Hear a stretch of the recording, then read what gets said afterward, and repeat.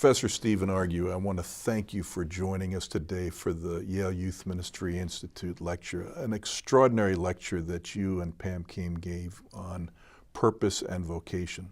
Thanks. And what you and Professor King opened with was kind of a really provocative question to our gathered youth ministers. Why do youth ministry? What's it for? Could you expand a little bit on your reflection on that? Yeah, I think that's a great question, and there's some simplicity to it, and there's also some complexity, I think, to that question.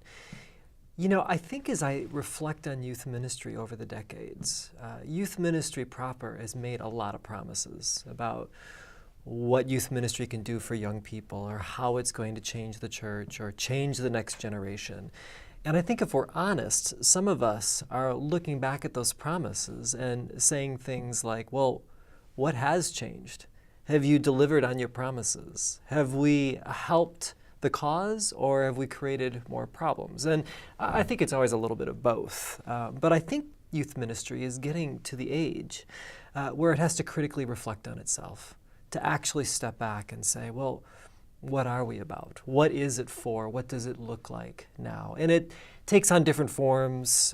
It's adopted parachurch ministry models before. We've seen different movements of small group or seeker sensitive or whatever it might come to. But I think ultimately, youth ministry, what it's about is, I think it helps congregations and communities see young people.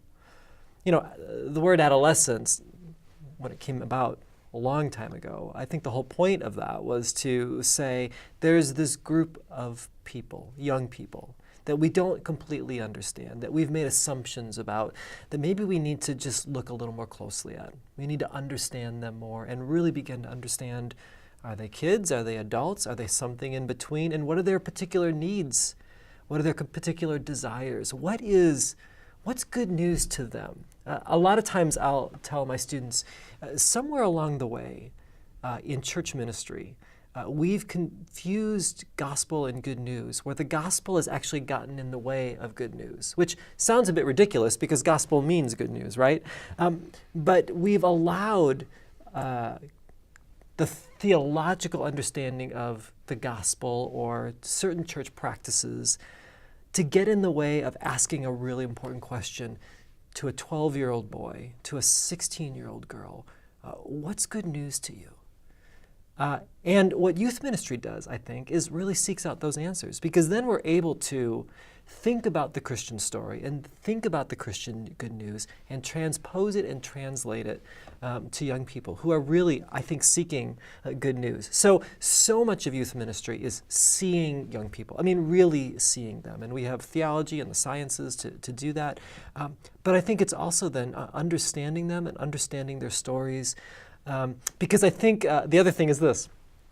I think that adults look at young people and they say, well, I was a teenager once, so I understand you. And the reality is this, is that the worlds that young people live in compared to the worlds that we lived in when we were that age are completely different. So it's shaping and changing the narrative that adults have of young people. And I think good youth ministry does that. The youth worker isn't just a teacher. The youth worker is an ethnographer. The youth worker is a midwife in calling out the faith in young people. The youth worker is an advocate, standing and giving voice and giving room and using the power that we have to give voice to young people so that others can hear it. The youth worker is a parent and a mentor. I mean, these are the hats that youth ministry wears. And I think if we can call youth ministry types toward those sorts of visions, then I think what we can do is we can help the larger congregations and, quite frankly, the larger community begin to really understand and appreciate young people. So what's youth ministry for?